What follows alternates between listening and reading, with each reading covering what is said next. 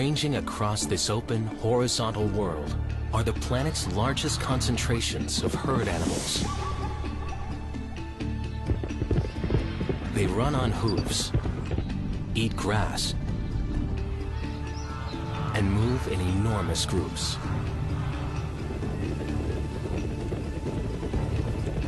And this draws the interest and appetite of some of the most powerful hunters on Earth.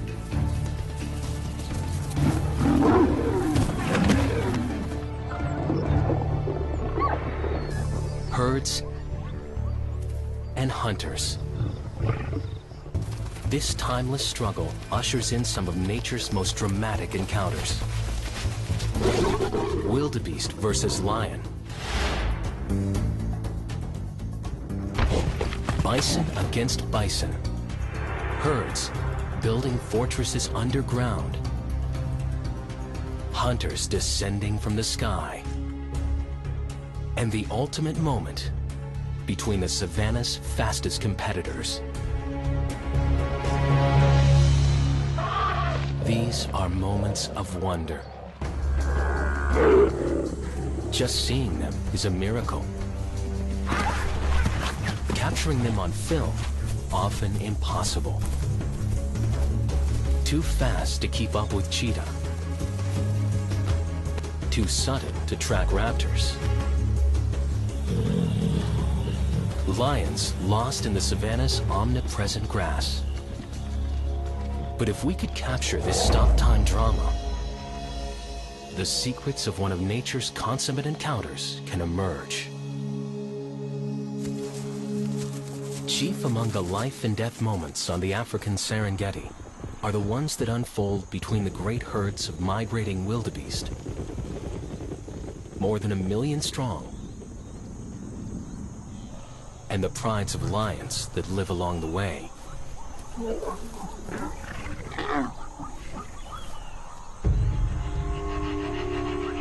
With few places to hide in an open landscape, and constant threat of attack by masters of stealth, cunning, and speed, traveling by herd boosts the odds of survival.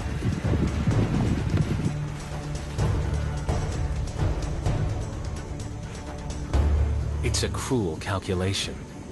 A herd presents a larger, more obvious target. But the risk on any individual wildebeest is reduced.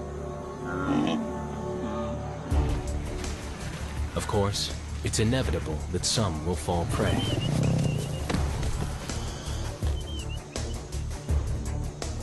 Wildebeest. Lion. The contest seems mismatched. Yet with so many variables, the outcome is never certain. It all comes down to a game of inches. Actually, about 50 yards. The critical distance where a wildebeest's speed often gets the better of the big cat's enormous powers of acceleration.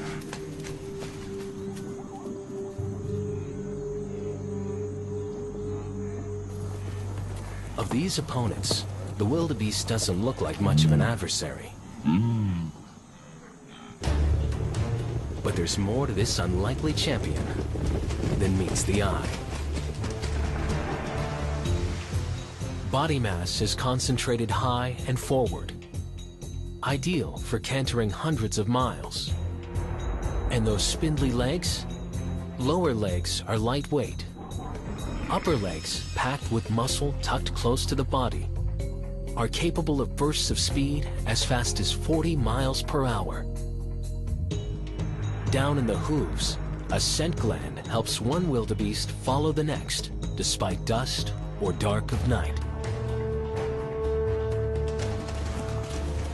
This is a body built to be on the move, because every day is a race for life.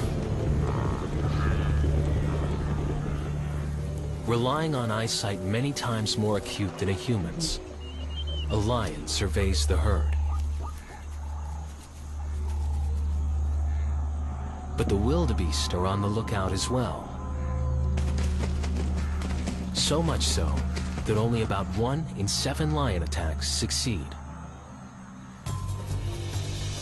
At signs of danger, the herd will bolt. Or sometimes they'll bunch together, keeping calves hidden. Even confronting a solitary lion head-on.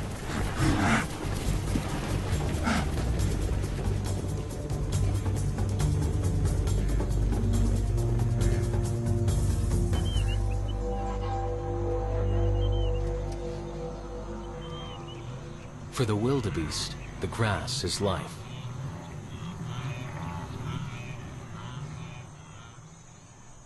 But it's also cover for the enemy.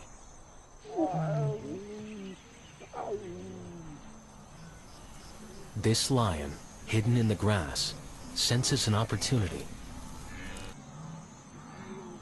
A mother and calf have strayed from the herd.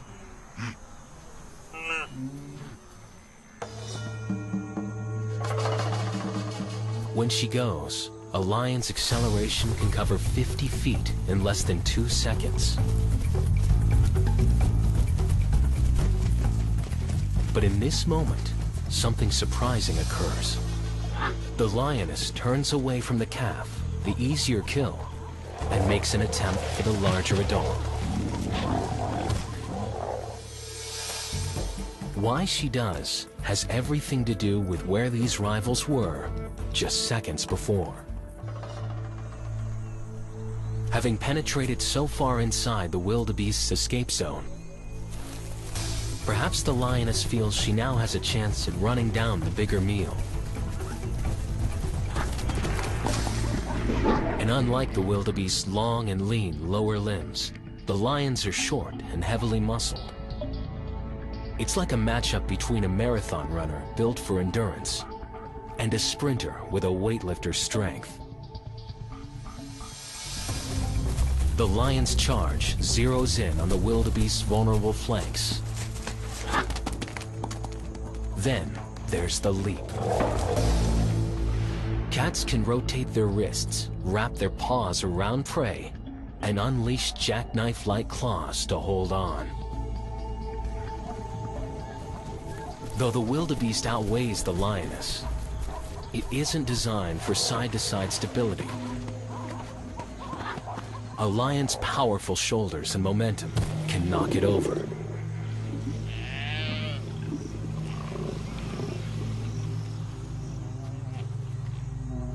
Once it's down, the lion's toolbox of teeth go to work. To seize the throat or to clamp over a muzzle, long canines bite like daggers, killing by suffocation. Later on, upper and lower carnassial teeth work like scissors to slice meat. Even the surface of the tongue has sharp, pointed bumps for rasping flesh from the kill. In the moment, one wildebeest, one lion. But in the bigger picture, it's the grassland's quintessential balancing act. Small bands of hunters picking their opportunities within the migrating herds. Any moment of impact turns on split-second timing, luck, and millions of years of physiological adaptation.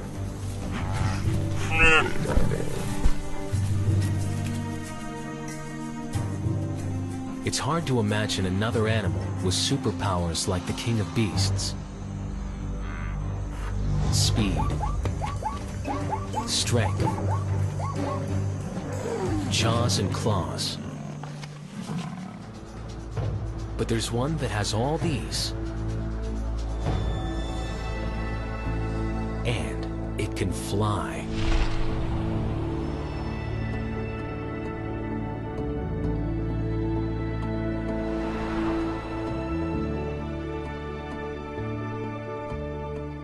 With a 7-foot wingspan, the golden eagle is one of the largest perhaps most ferocious of all birds of prey.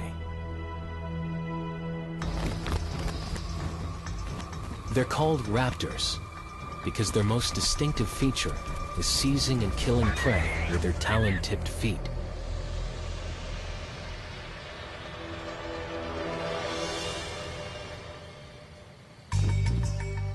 This aerial hunter patrols an area in excess of 15 square miles. And they can dive nearly 200 miles per hour.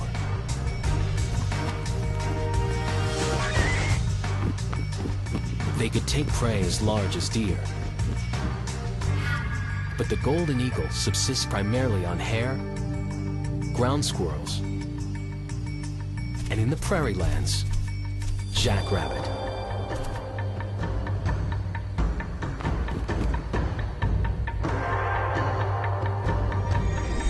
Outstretched claws rocket in, like bullets from above. Their quarry is stranded, racing about on the ground, desperate for an escape. Yet for all their weaponry, technique, and talent, eagles don't always win.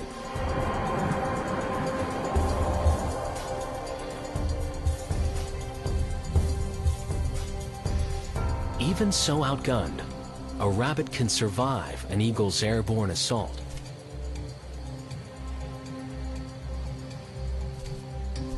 To understand this split-second reprieve, a case when the hunter is upended by the game, we need to retrace the moment to its beginnings. When the eagle was flying high, using its broad wings to catch the thermal currents.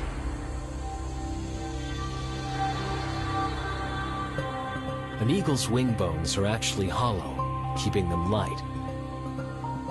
Most of the bird's weight and power are in the flight muscles in the chest. And deep within, a tiny wishbone absorbs the strain of its powerful flapping wings. These wings are ideal for soaring. But compared to the high-speed wings of other raptors, like falcons, an eagle's broad wings have a harder time making extremely tight turns. Something jackrabbits do exceedingly well. But these birds can see a rabbit twitch from hundreds of feet away. They're famous for their eagle eyes, orbs larger than their brains, delivering an image 3 times sharper than a human's.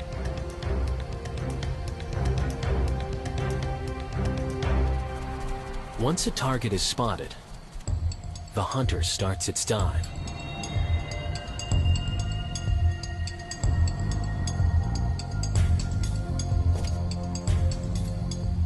But a jackrabbit doesn't give up easy. Its powerful hind legs can propel it along at more than 40 miles per hour. Adaptations in its skull help it keep a level head, despite the frantic pace. The rabbit skull is built on a shock-absorbing joint to help stabilize vision during leaps and bounds at top speed.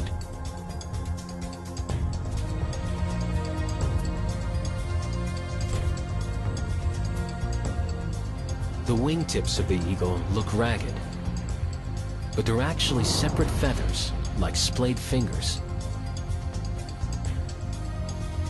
Individual winglets for better lift and to keep the bird from stalling as it's braking. No airplane can do all this. And yet, something has gone wrong. For the eagle, that is. The rabbit stops abruptly.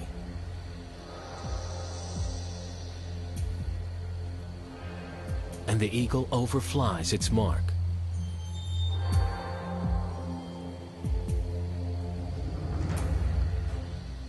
Like a fish out of water, An eagle forced to walk has lost its chance to snare this prey.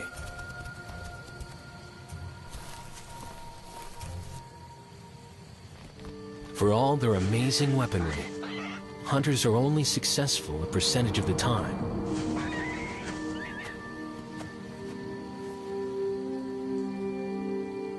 For every tooth, venom, and claw in a predator's arsenal, prey animals have defensive weapons of their own. But what happens when an animal's worst enemy is one of its own kind? Late summer in America's prairie lands. Days are growing shorter. Mating season among the bison is approaching. A time when males in the herd turn on each other.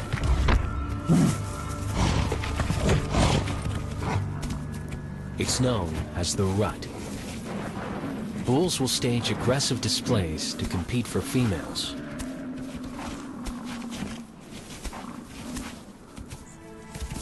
But then it escalates. Dominant bulls will face a succession of challengers, each bent on supplanting his access to bison cows.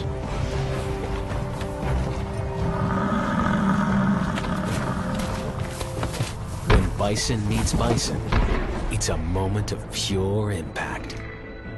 How are the bodies of North America's biggest brute engineered from within to dish out maximum force?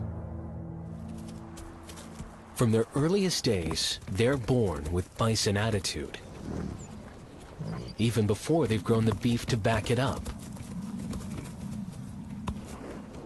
But within just a few years, they'll weigh in at more than 2,000 pounds. With this much body armor, they're ready for a rumble.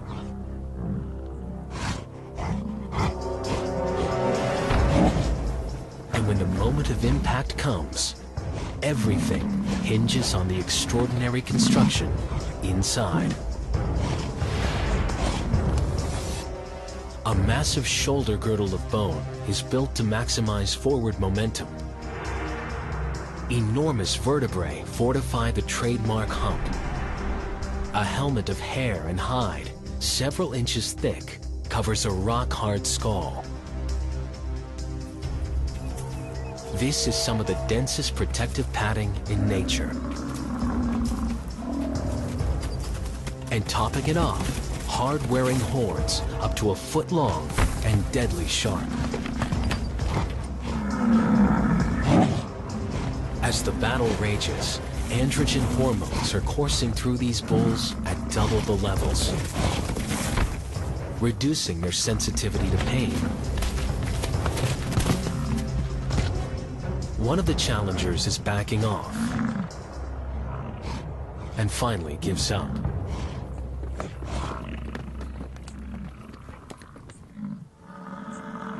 Animals with a rutting season knock heads just once a year. For another, headbanging is a way of life.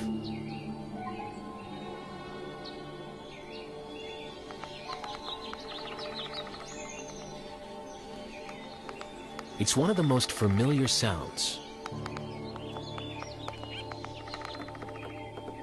A creature finding a way to amplify its presence way beyond its size. But how on earth does this bird's brain withstand the punishment? Up to 20 times each second, face first. And every time woodpecker meets wood, the force is 20 times a boxer's knockout punch.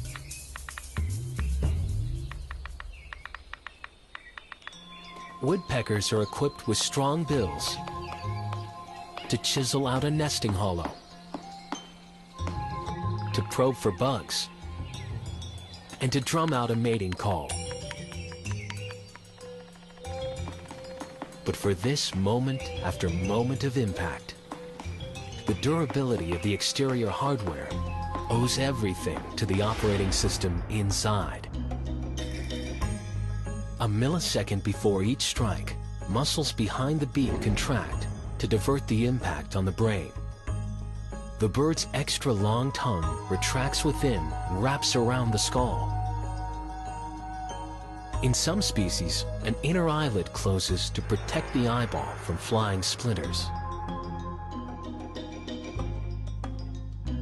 The biomechanics that allow these hard-hitting birds to safely drill and drum are remarkably complex.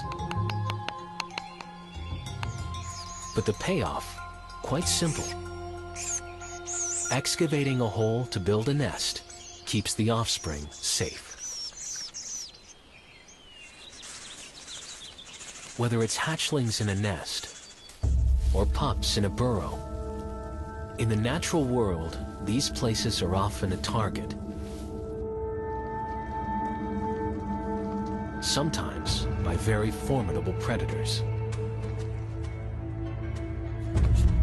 But at the moment of impact, even small prey, armed with secret powers, are willing to face off against a dangerous enemy.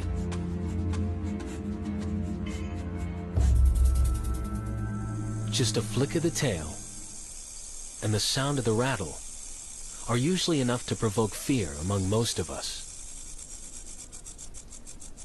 The moment is primal. An encounter with one of nature's most efficient and specialized predators, rattlesnakes. Forked tongue, highly venomous, deadly. In the heat of the late afternoon, a rattler is on the move and hungry. In these Northern California grasslands, ground squirrel is one of the preferred prey.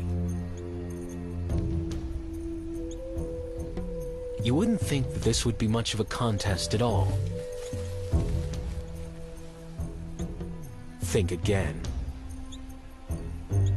It may look foolhardy, but the common ground squirrel has evolved superpower defenses to protect the colony at this moment of danger. The heart of the squirrel's strategy is deception, looking and behaving like something else. And why it works has everything to do with how its opponent sees the world. A distinguishing trait shared by a group of venomous vipers around the world is the heat-detecting organ located on the sides of their heads. They're known as the loreal pits, external openings to a pair of extremely sensitive heat registers that help the snake judge the location and the size of warm-blooded prey. Working like a pair of rudimentary eyes, heat pits enable a snake to discern something warmer by only 0.003 of a degree from the surrounding temperature.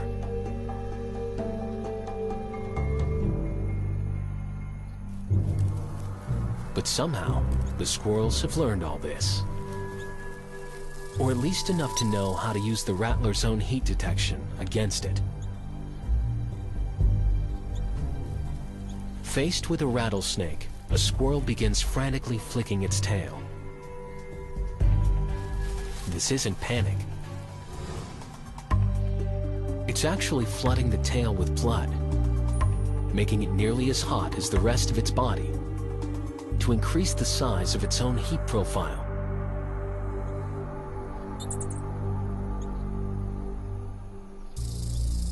The snake is thrown on the defensive. Other squirrels join in, chirping out alarm calls to warn the rest of the colony.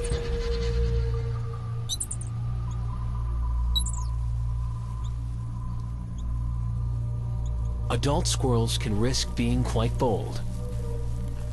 Even if they get bit, enzymes in their blood render the venom less toxic.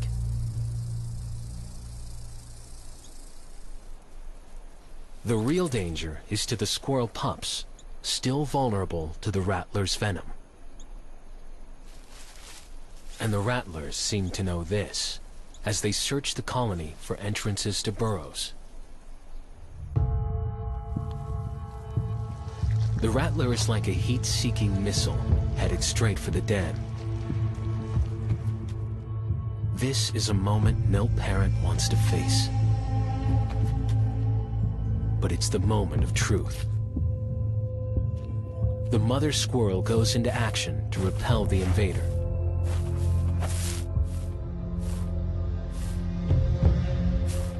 The snake is risking burial under the dirt. Finally, it retreats.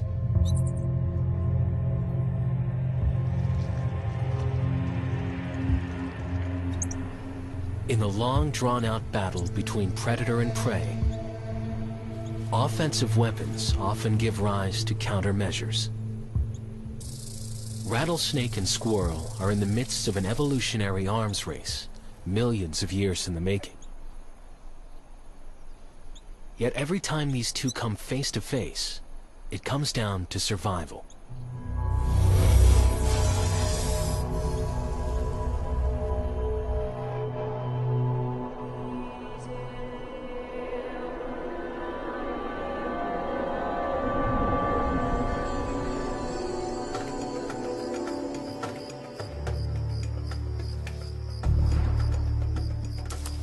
Not every grassland encounter is so one-on-one.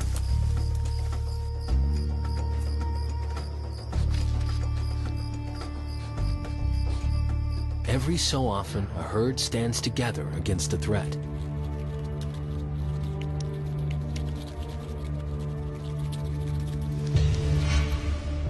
Sometimes it takes an entire army responding as one at a moment's notice against an invader.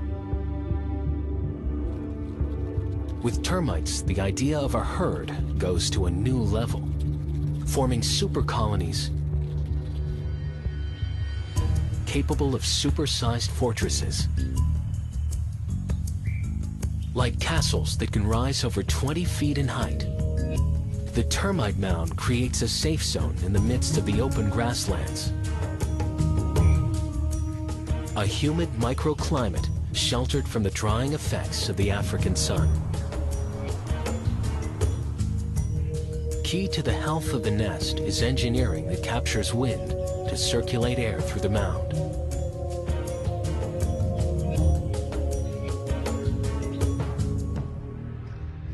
Inside is a multi-story home, suitable for a family of 4 million.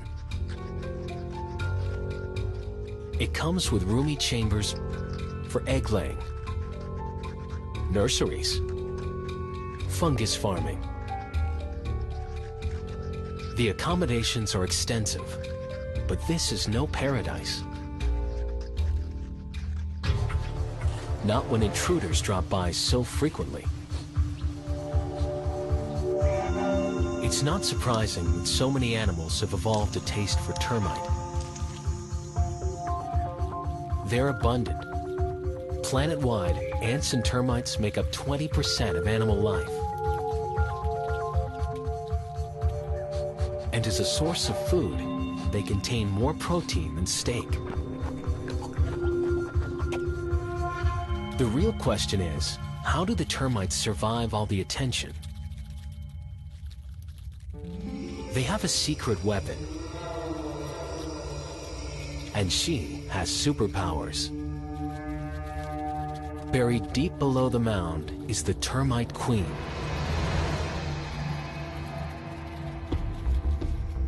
With her enormous pulsating body, she's laying an egg every 3 seconds. 30,000 in a day.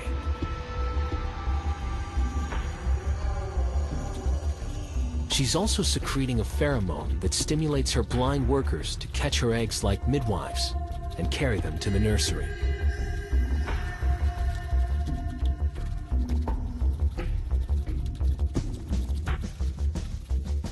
Protecting the queen is the job of soldier termites.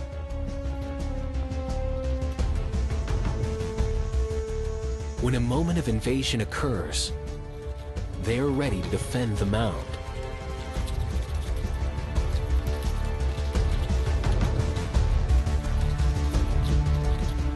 And their enemies range from ants to ant-eating predators. It looks like a strange pine cone come to life. The scaly pangolin is rarely seen, emerging only at night and with a powerful appetite for termite. Hunting by smell, it's found a termite mound and digs in.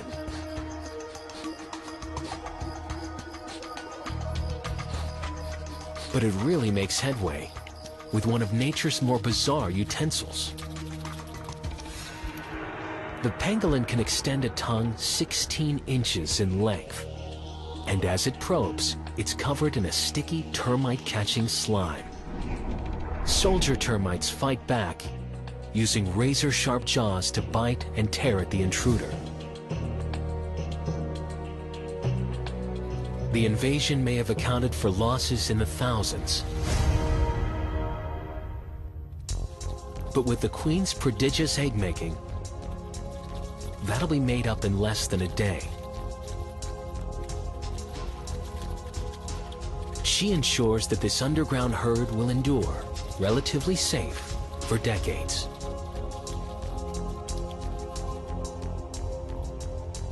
Far different are conditions for prey animals on the open savanna. Often a place of vigilance, where constant attention in a heartbeat turns to adrenaline.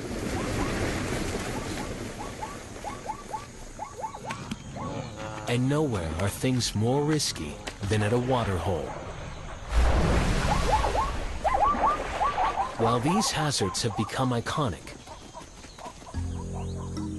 for one animal, the challenge goes well beyond predator-prey. With the simple act of taking a drink of water, the giraffe's very body plan is put to the test. And the problem isn't just confined to its awkwardly bending knees. When a neck is this long, some remarkable advances are required internally. Powering this neck is the most forceful blood pressure in the animal kingdom. Its heart, 40 times bigger than a human's, pumps 16 gallons a minute to traverse 9 feet of giraffe from heart to head. But if this much blood is pumping at the moment they bend down to take a drink, why don't they get dizzy, as we would, when they lift their heads to the sky? Inside a giraffe's neck, a complicated series of vascular valves increase blood pressure to the rising head. Even the veins contain muscles to regulate blood flow, keeping these giants from getting lightheaded. Luckily, they only need to drink every few days, getting most of their water from the 75 pounds of vegetation they typically eat each day.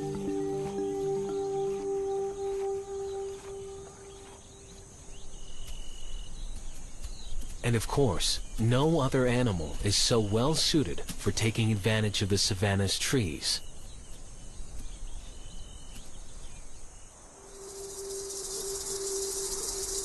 In the midst of the dry season, new shoots are still sprouting in the crown of the acacia tree.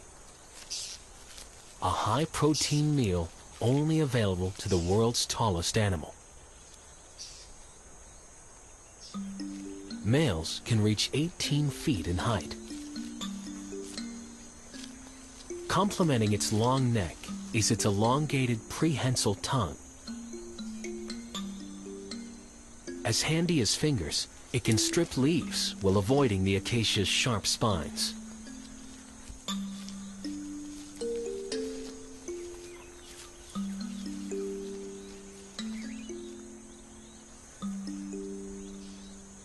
For all the well-known advantages of this animal's size, a hidden cost is the impact on the youngest members of the species. Nurtured for nearly 15 months in the protected environment within its mother, this giraffe is about to enter the world. It's already 150 pounds and 6 feet tall. This giraffe mother is ready to give birth, something they accomplish standing up.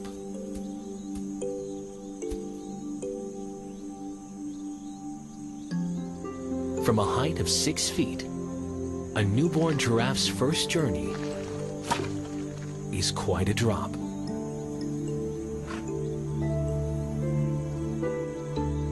The newborn calf can barely control its long limbs, let alone stand.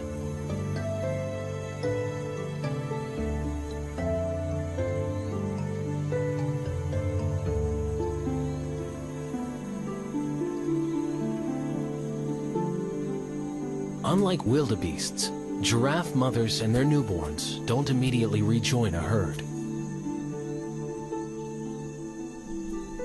In such a feeble state, it's extremely vulnerable. So the mother rarely strays too far.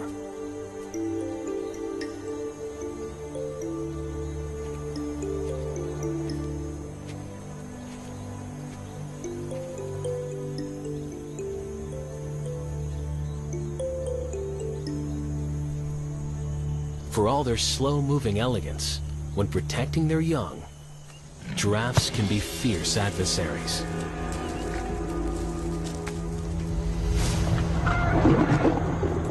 Here, 3 lions have stolen a baby giraffe. The mother is trying to beat them back.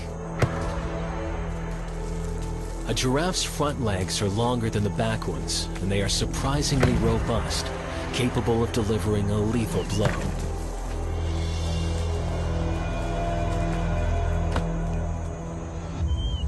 It is rare that lions will brave an attack on a full-grown giraffe.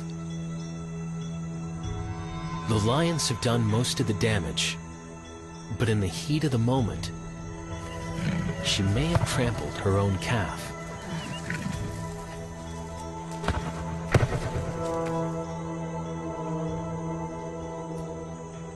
Realizing the baby is dead, she reluctantly yields this battleground for the lions to scavenge.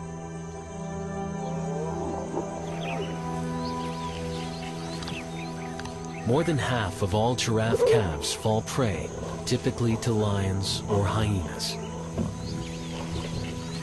As elsewhere on the savannah, birth and death are close companions, tipping one way or another in a moment's time.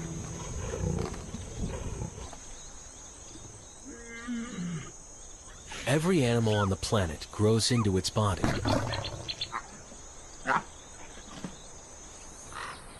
Some faster than others. But no one comes into this world fully formed. It can take some time to learn how to use the equipment. And when we need it in the moment, we better be ready.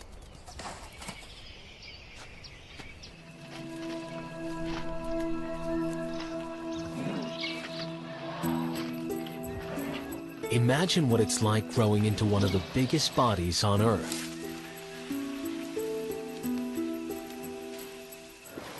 All young elephants must face a crucial early test. They actually have to learn to use their trunks, the remarkable organ on which their lives depend. An elephant's trunk is a hand, a nose, a telescoping probe. It's a forklift that's been used for hard labor. It's the only utensil they need for putting food in their mouths. And in the water, it's a cannon, a snorkel, a straw. A baby elephant nurses from its mother with its mouth. This calf is trying to drink water the same way. A young elephant can get pretty frustrated trying to get momentum into its dangling appendage.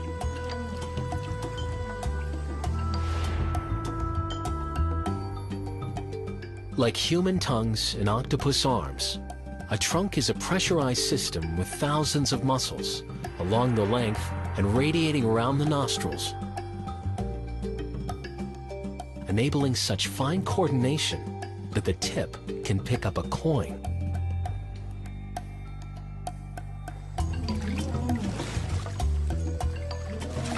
Once they learn, everything an elephant eats and drinks will be put into its mouth with the trunk. And the skill with which they use it can at certain moments turn into an instrument for some sort of higher intelligence. When they're touching the bones of their dead. For an animal so well known for its size, vital to the design is perhaps the most versatile tool in the animal kingdom.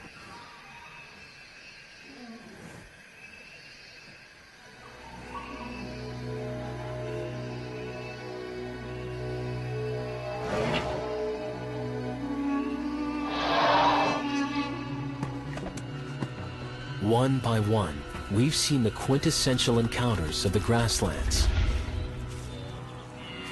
Displays of stealth, power, strength in numbers, grace in motion. Yet the open savanna has shaped animals in yet another way. Bone, tendon, muscle, and nerves have all been honed in the service of speed.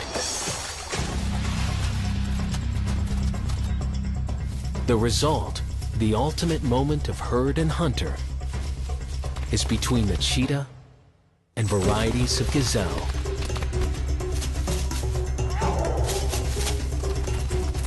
How these biomechanical missiles compete seems to push the very envelope of what an animal body can do. When these two ancient adversaries face off, success or failure often comes down to which one is in top form and a bit of luck. First, the cheetah. At a dead run, they may be able to sprint nearly 70 miles per hour, the fastest mammal on Earth.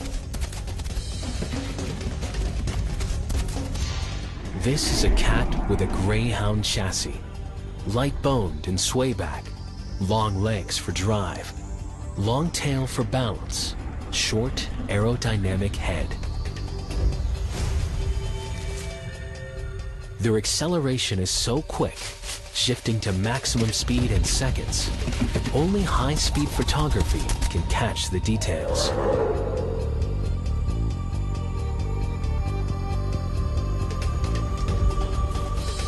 Cheetahs are rocket fast. They have to be. So is their prey.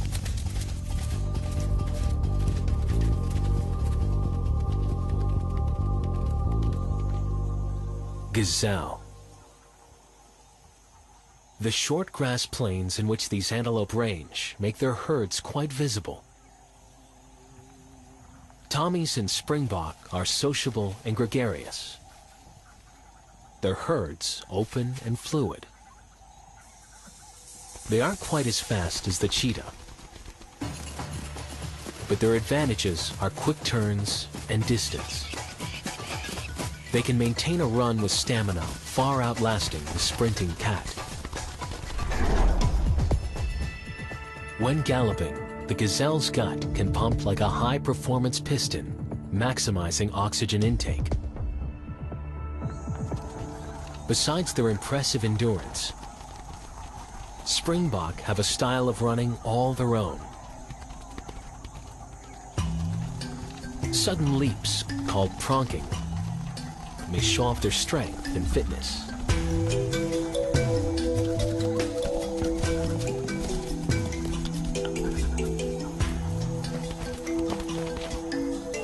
But survival depends on vigilance.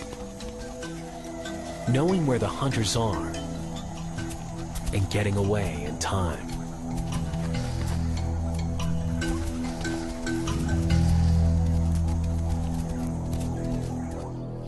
The cheetah doesn't make it easy. With their speed, they don't need to get as close as lions to launch an attack. And since lions often hunt at night, cheetahs work primarily on the day shift. Their spotted coat helps them hide in the grass. This is a highly visual hunter. Black shading under each eye cuts glare. Large forward-facing eyes provide color vision. And within the eye, a specialized band of nerve cells increase their powers to focus on prey moving across the landscape.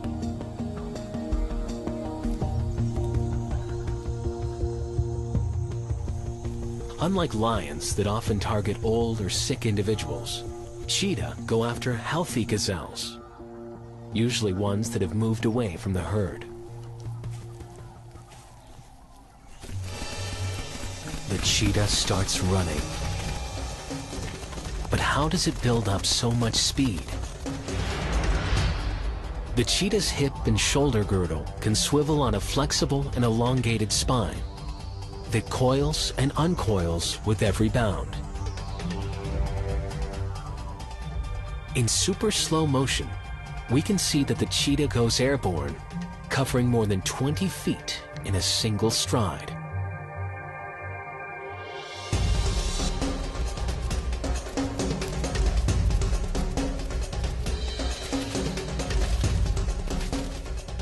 Its spine curves backward in the extreme, while ligaments at the bottom and top of the spine stretch and snap back, in effect shooting the cat forward.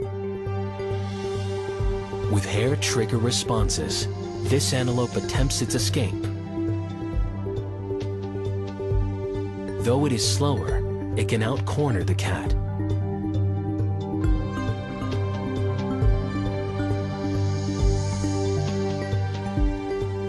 But the cheetah's long tail acts as a rudder, helping it handle the tight turns.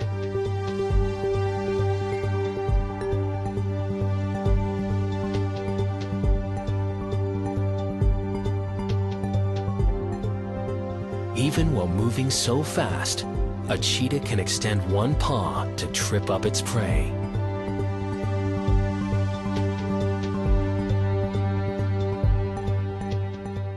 And when it knocks it down, it lunges for the throat with its short jaw and small blunt canines, grasping the windpipe and dispatching it by suffocation.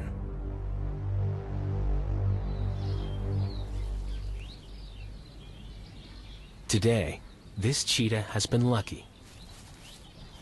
And though this one gazelle has met its match, the rest of the herd, by force of numbers, lives on.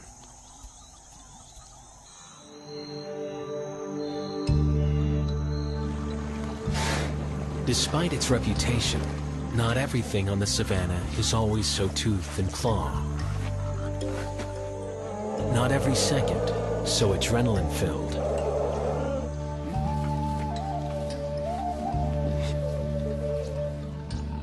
Most of the day passes unexceptionally.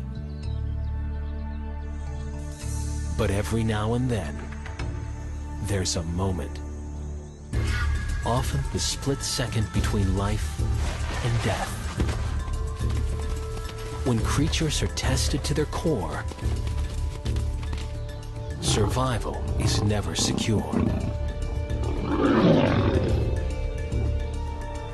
As conditions change, nature finds new ways to adapt the equipment. Now, we're beginning to keep up with it. Going inside the moment with these creatures to finally see the genius within.